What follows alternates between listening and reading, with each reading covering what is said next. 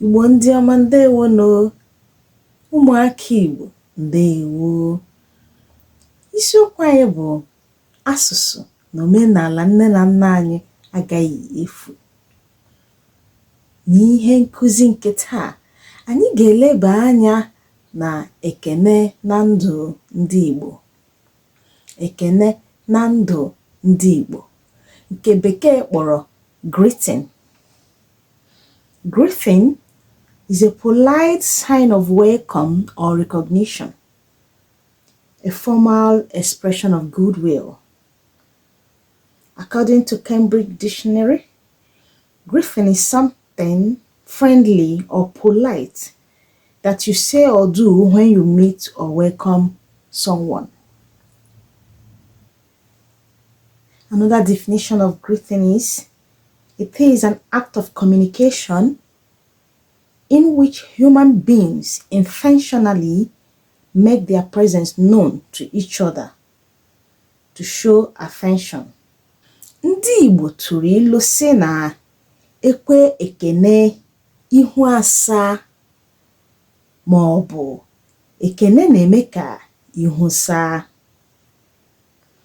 Ekene bụ ụzọ mmadụ ji egosipụta etu obi dị ya n'ebe onye ọzọ nọ. N'omenala Igbo, ekene bụ ihe mbụ na-ebute ụzọ na mmekọrịta mmadụ na ibe ya, ma bụrụkwa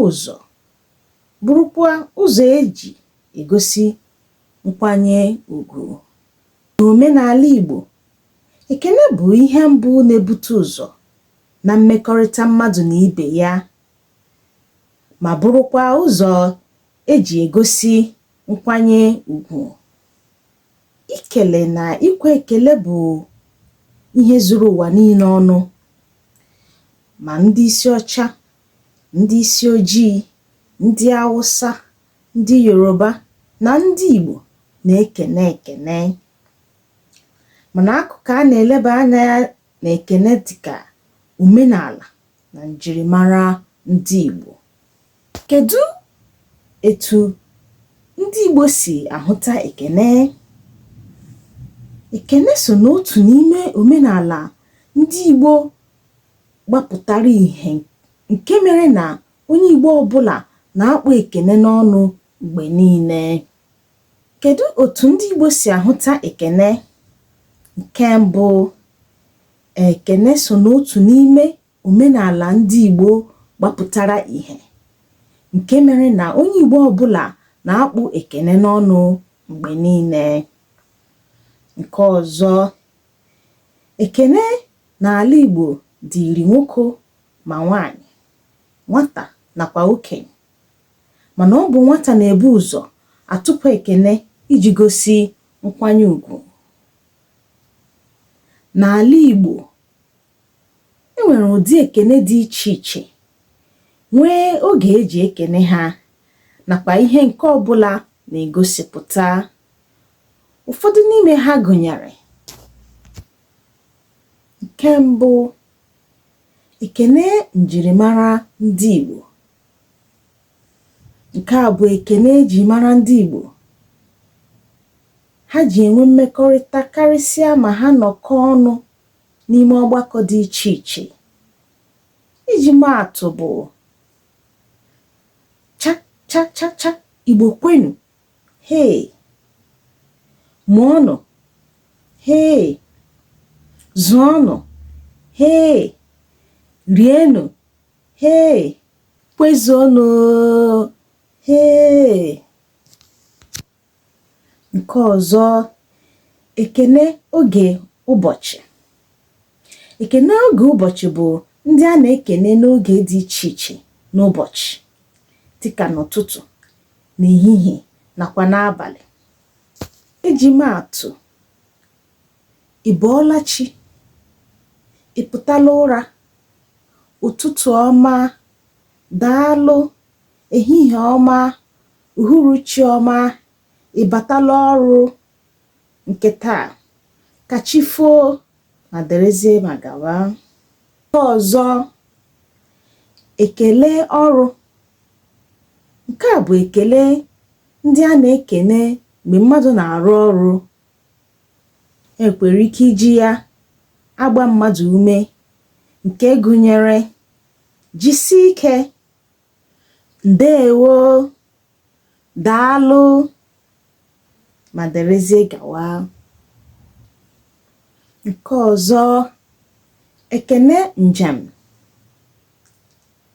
Ekele a bụ nke ndị Igbo na-atụpụrụ onye na-eme njem, dịka ije ọma, eje alọ, ije awele, ka ọ dị, ka okporo ụzọ rubere gị isi.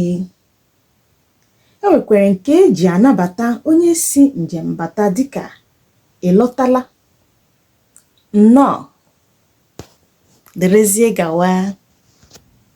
Nke ọzọ, ekele nkasi obi.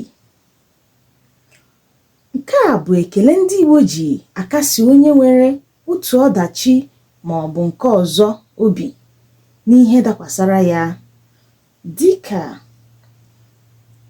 diwe, ndo, kara obi, harawa, na ndị ọzọ. Nke ọzọ, ekele nri. Nke a gụnyere ekele a na-ekwe mgbe ndị Igbo na-eri nri ma ọ bụ mgbe ha richara nri, dịka bịa rie nri, imeela, isie, daalụ n'iru ụtọ nke a. Ndị Igbo nwekwara ụzọ dị iche iche ha ji egosipụta ekele na-abụghị site n'okwu ọnụ, nke gụnyere ikwekọrịta n'aka, ife aka, ịkụkọta akụpe maka ndị ichie, ibi ọma, ịtụ mmadụ aha, na ndị ọzọ. Dị mma, ezigbo nwafọ Igbo na-ege m ntị n'ụbọchị taa, ka anyị chetakwa na ekwe ekene ihu asaa. Ndeewonụ.